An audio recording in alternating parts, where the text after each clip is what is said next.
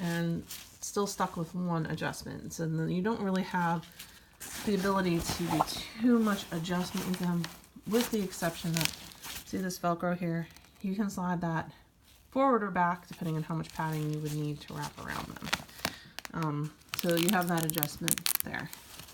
As far as angle goes, you can't really adjust the angle. Back here, you can pull, you can see this is a medium. I have it set up for a medium hip belt right now, but you can stretch it to large or small, depending on what you need. There are side pockets to this here.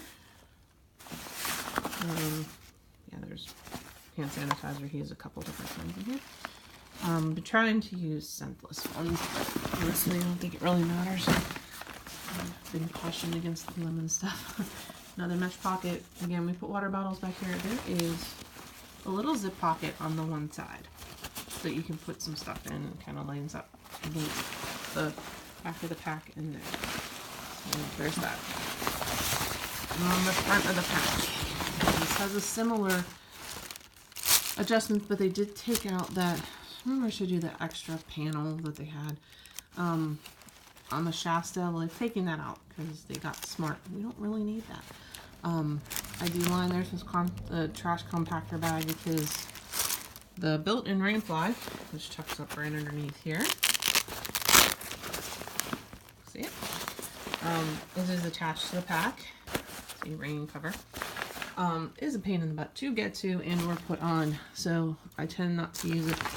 Instead, we just line it with a trash bag and let the outside get wet, and it's fine. But you would pull this tight and then tighten it, stuff it inside, roll it up, and then cinch the top with this clip. With my top bottom. Now this has two access points here. This main big pouch, which is of itself an own compartment. We tend to put raincoats, usually anything that we don't care is going to get wet, or that they need, and if they need to stay dry, we put it in a Ziploc. Their lunch for that day would go in here, so we don't have to pull out the big bag with the food bag. That is their little front pocket, I guess takes the place of the mesh. They have two access points to the main compartment. One drawback about using a trash compactor bag with the system is if it's in the trash bag, you're not going to get at it from this point. But what makes it nice is if you do have something that you would need to access to and you don't want to put it in this bag, you could put it in a Ziploc bag and put it in front of the bag and still have access to it. So there is that lovely little feature. Otherwise, you're breaking into the top. They did take away the sleeping bag compartment that is on the front of the shafter. Like I said, you don't really need it. You're going to jam everything in the same pouch anyway, so why bother? It is 7-milliliter capacity, so it's huge. And honestly, I don't know how or why you would need 7 milliliters in the figure that's available today, but hey, you never know. A lot of room in this thing. It's endless. What you can do though, because you're never going to fill this thing up, is cinch the sides down. And it has two straps on the side, a little different than the zigzag feature that's on the Z-Pack, but you can still cinch this up pretty tight. If that's a fingering under 70, big improvements over the Shasta, but again, it's much newer. Not a bad looking pack once it's on. Much better with weight than the Shasta, but still not as great as the Z-Pack. This is the Hybrid. And like I said, my dad actually won this in a gear raffle. He did play around with packing it and wearing it around, but never actually took it out on a trip. It is waterproof material, a little heavier material than is in the Z-Pack, but if you look at it, it's considered a frameless pack. There's a real thin, if you can kind of, I can't really show you, but it's like a real thin, almost like a plastic board, but there's no frame to it. So this is Hyperlite mountain gear. Some padding on the shoulders, and it does have a very small hip belt. with a little bit of padding to it, but I don't think you can really overload this thing because of that and be comfortable. There would be very little airflow against your back. If I hold it up straight here, that goes directly against your back. So if you're trying to stay cool or dry, it's not going to happen in this thing. A lot of people swear by these, and honestly, I think it's not my favorite pack, and I don't think it's my dad's either. But, you know, as I've heard many other people say, hike your hike. If you like this pack, go run with it, you know.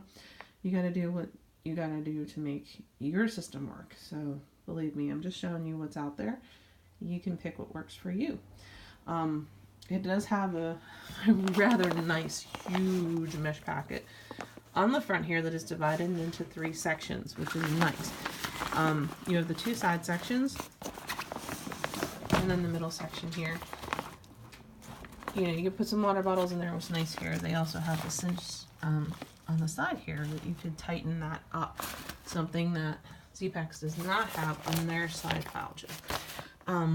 But they have the elastic here that's supposed to take the place. So there's that. Bottom, I think, is made of a little tougher material than is this. But again, I haven't had a problem, and this thing has been 2 seasons and almost 2 seasons. Same type of system at the top here. The one thing that I've noticed with this particular one versus the Z-Packs is that the Velcro does not go the whole way across. So you have this Velcro that stops there, and then you have this gap here. I think it's useful in that when you're rolling it, you're not trapping air like you do. She's like Miss Tape Diva today. Oh, baby.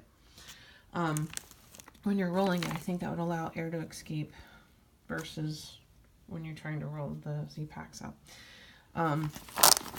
Huge capacity. You can definitely get a lot in here. Stronger Velcro. So it does have its pluses.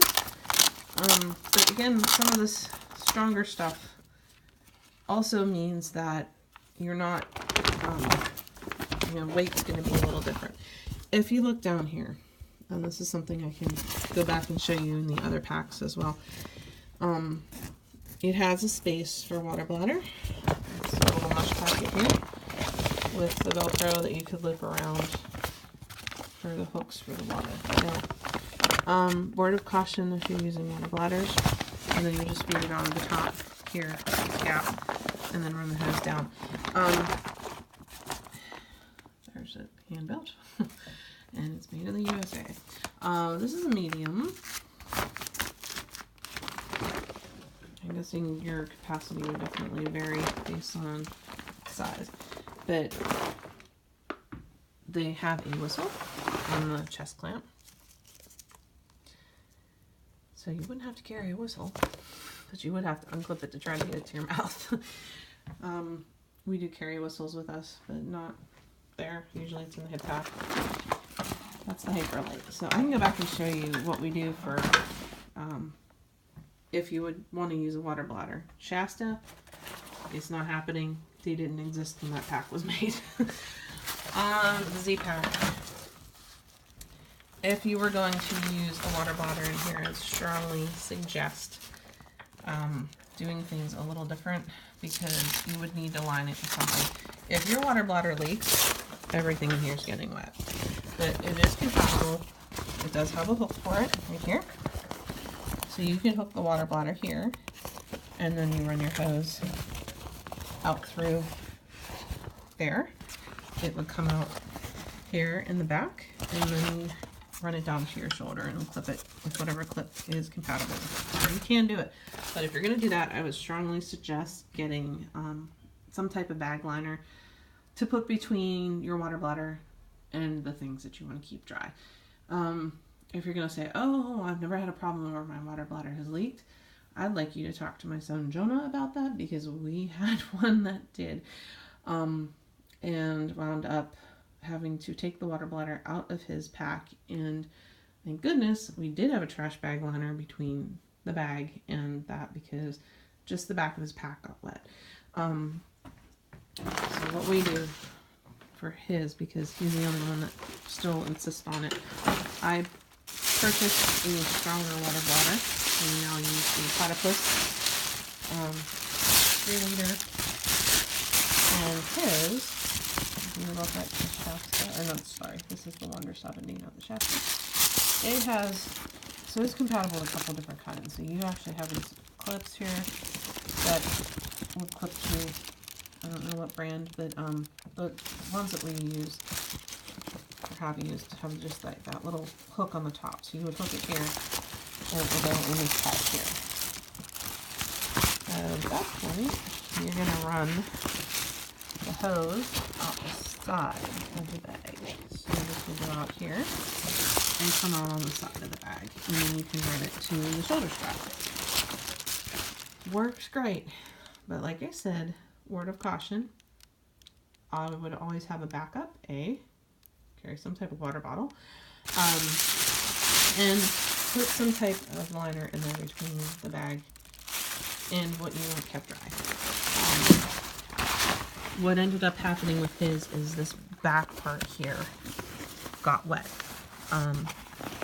It didn't affect him in the slightest because this part still stayed dry and we had a liner in it. If we had not, that would have probably been devastating because his stuff would have been soaked and yeah, probably would have had to abandon ship and go home. But they all are compatible with the water bladder systems as long as you don't go archaic with the Shasta. I think the only thing I did not show you was how much Hyperlite weighed. So let's get the scale out and show you the Hyperlite. Turn on the 0 in it. So here's the 0. Hyperlite comes in at 2 pounds. So not far off from what the Z-Pax is, just a little heavier. To me, like I said, I think this pack may have some applications, particularly in the winter if you're trying to stay out of water. And you want that stuff like right up against your back. But during the summer, I think that would be more of an inconvenience than anything. I apologize for not being able to review the Gregory